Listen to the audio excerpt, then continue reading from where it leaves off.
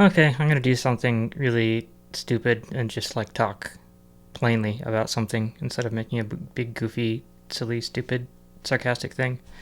Ableton's new extensions were announced, and at first I thought this is the coolest shit ever.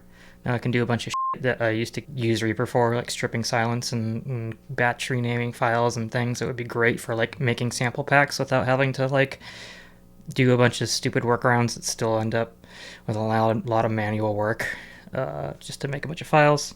Lots of neat stuff. And then I watched the video announcing it. The first thing I saw from it was the how to write an extension video. It just goes over the API and stuff and is a nice plain tutorial. Then I saw the video, and the first thing that kind of threw me off was this synthesized voice. And it didn't sound like it was like a vocoder or anything, and it's not showing off a vocoder or anything. It's just synthesized for the sake of being synthesized. And it sounds like it's probably AI generated, which seems like a weird move.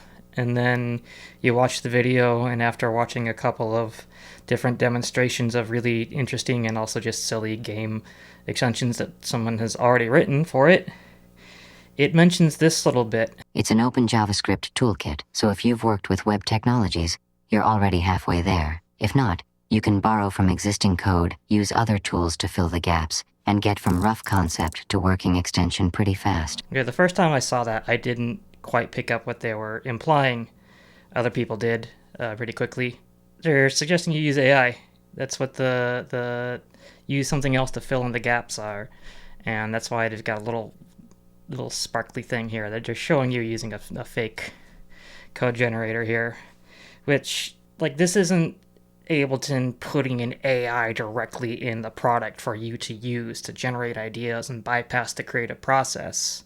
So I'm not concerned about, oh, it's not creative, you're not a real artist if you're using this tool. This is a tool that you are still using your own creative mind for.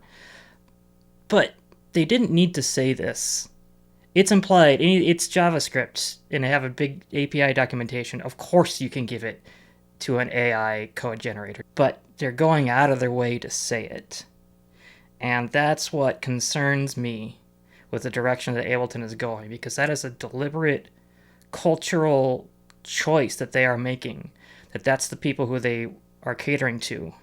Because I think they know that, well, first of all, it's only in beta now, but there's no official Ableton extensions for this yet. But there are some examples that they're using in this video. They have some arrangement helper, bird game, the bend cut, notation, pulse search for live, photo MIDI. So I was wondering where these came from. If you go to the Ableton website and go to the documentation, it says explore extensions.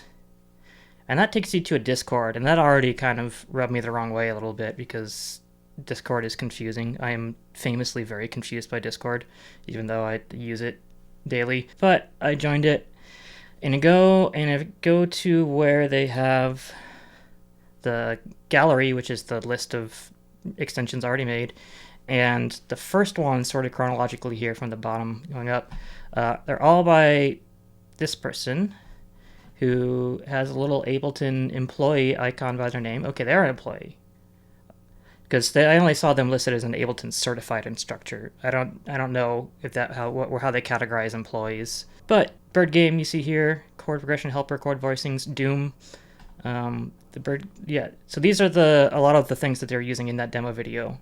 All made by this guy, and he's got a little description here and a link to the GitHub. I've got it open here already. Ableton Live Extensions Experiments by Federico Pepe. Contributors: Federico Pepe and Claude. And thankfully, he is kind enough, at least, to give a disclaimer right here. I build most of the extensions with the help of Claude Code.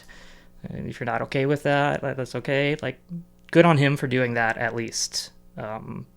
Most people aren't going to do that. And again, it's not like an end-of-the-world apocalypse scenario where they're putting Claude Code directly into Ableton or anything. But they are heavily hinting at it without explicitly saying it. And there's a Sonic State interview that went up around the same time as the announcement, so they had some advanced access, and they bring up the possibility of coding a bit, and the Ableton employees are like, well, it's just kind of a coincidence that this kind of started around the popularity of AI picked up around this time, and yeah, a bit, but I think Ableton is making a very deliberate strategy that the power of selling extensions as a feature, which as far as I can tell, it's only included in Ableton Suite, the highest paid version of it. They're using they want you to make it valuable. They want the extension to be valuable by community generation instead of Ableton making them, because otherwise they just put it directly into Ableton and not use the extensions interface probably. And so they want people to crank out a bunch of AI stuff to make it as valuable as possible, as fast as possible.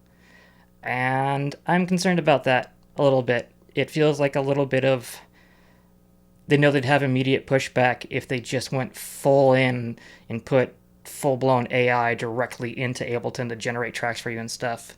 But this feels like a little bit of people are going to start downloading these and installing these without knowing that it's AI. And then if Ableton wants to sneak in some more stuff more directly integrated later, they'd be like, look, you were already using AI. You guys were already using these extensions and you're happy with those. I'm not trying to be like super like doom saying or anything, but I feel like there should be some discussion around this because a lot of this is a total surprise announcement and people are really excited. I was really excited, and a lot of people are just taking this at face value who are covering it on YouTube and stuff. And I don't have an audience here or anything. I'm talking to nobody basically, but I want to say something because if nobody says anything about this, then that's going to change the direction of a very important musical tool and very important cultural force in music in the present day in general. Ableton isn't just like a tool that people use. It is a brand with a strong identity and a culture attached to it. They run a lot of events, they sponsor things, they have all these like keynote speaking things where they invite guests, they promote artists, and that's awesome. There's a lot of cool people who work with Ableton and are getting spotlight because of that.